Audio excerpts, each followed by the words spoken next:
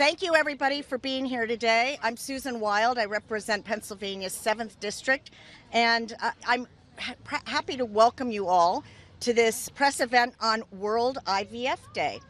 And I believe that it is the day to say that it is more critical than ever that we stand up and we speak out about the need to protect IVF, otherwise known as in vitro fertilization, and other assisted reproductive technologies for the thousands of Americans who rely on them to grow their families.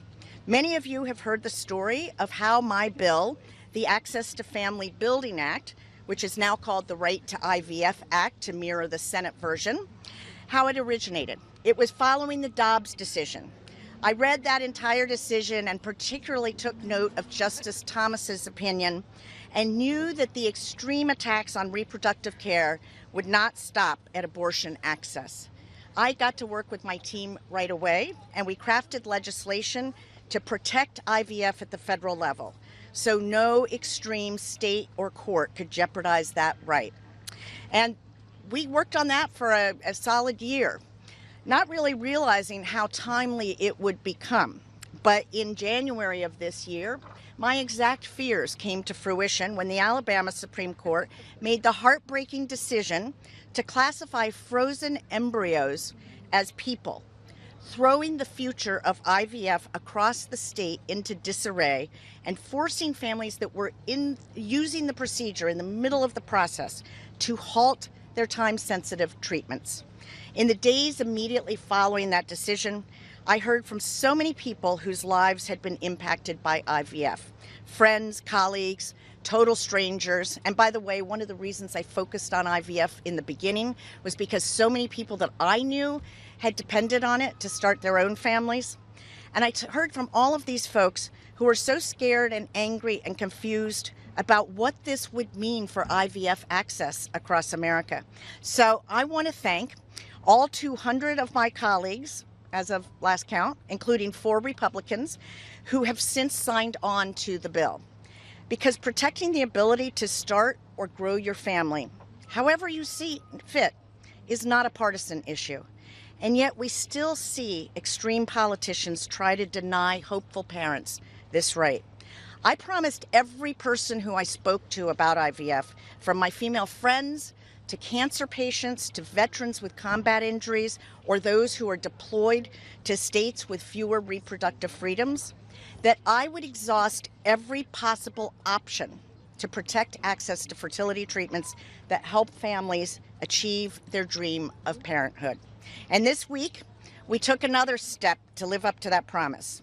As we are all painfully aware, Democrats are not currently in the majority, and we have little to no say over what bills come to the floor for a vote. So I thought about it, and instead of letting that deter me, I worked to find other methods of forcing a vote on this bill. Yesterday, with the support of Democratic leadership, I filed a discharge petition on this IVF bill to force Speaker Johnson to hold a vote on it. And I was met with overwhelming support by my colleagues. In the first hour of the petition being open, we gathered over 60 signatures, and we are now at 155 signatures. And we have votes coming up, and the petition will be open again. If we can hit the magic number, which is 218, then we will get a vote on IVF protections. And if we don't hit that number today, we're going to keep working on it as soon as we get back in September. So many Americans rely on IVF to start or grow their families. Having personally experienced fertility challenges, I will always stand by the side of people who experience the same and be there to support them. And I will always stand up to cruel and extreme attacks from those who wish to prevent any person from achieving their dreams of parenthood. Infertility is not a political issue. It's not red or blue. And I am so grateful for the bipartisan support I have received on this bill. I urge all of my colleagues to sign the discharge petition, and I call for a vote on this common sense, pro-family piece of legislation. And let me just say to anybody who is watching or listening to this, call your representative and find out Have they signed on to this bill?